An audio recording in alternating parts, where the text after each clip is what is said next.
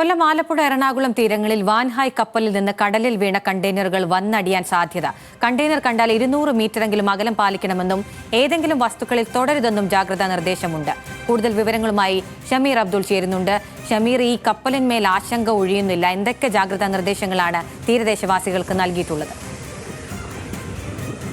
അഖില, Wan Hai കപ്പലിൽ നിന്ന് താഴേക്ക് പതിച്ച കണ്ടെയ്നറുകൾ, അതായത് 16/6/2025 തിങ്കളാഴ്ച മുതൽ ബുധനാഴ്ചയ്ക്കുമിടയിൽ എറണാകുളം ജില്ലയുടെ തെക്ക് ഭാഗത്തും അതുപോലെ ആലപ്പുഴ, കൊല്ലം ജില്ലകളുടെ തീരങ്ങളിലുമായി വന്നടിയാൻ സാധ്യതയുള്ളതായിട്ടാണ് കോസ്റ്റ് ഗാർഡ് സംസ്ഥാന ദുരന്ത നിവാരണ അതോറിറ്റിക്ക് നൽകിയിരിക്കുന്ന വിവരം.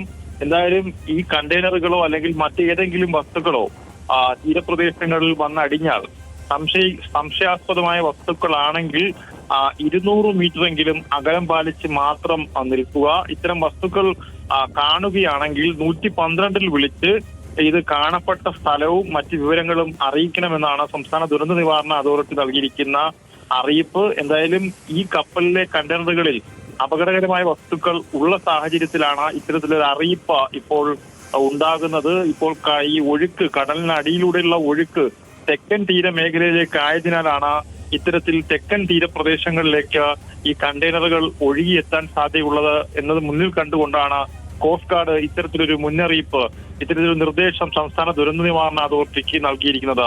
അഖില, ശരി. കൊല്ലം, ആലപ്പുഴ, എറണാകുളം തീരങ്ങളിൽ വാൻഹായ് കപ്പലിൽ നിന്ന് കടലിൽ വീണ കണ്ടെയ്നറുകൾ വന്നടിയാൻ സാധ്യതയുണ്ട്. അതുമായി ബന്ധപ്പെട്ട ജാഗ്രതാ നിർദ്ദേശം പുറപ്പെടുവിച്ചിട്ടുണ്ട്. വിവരങ്ങൾ നൽകുകയായിരുന്നു ഷമീർ അബ്ദുൾ.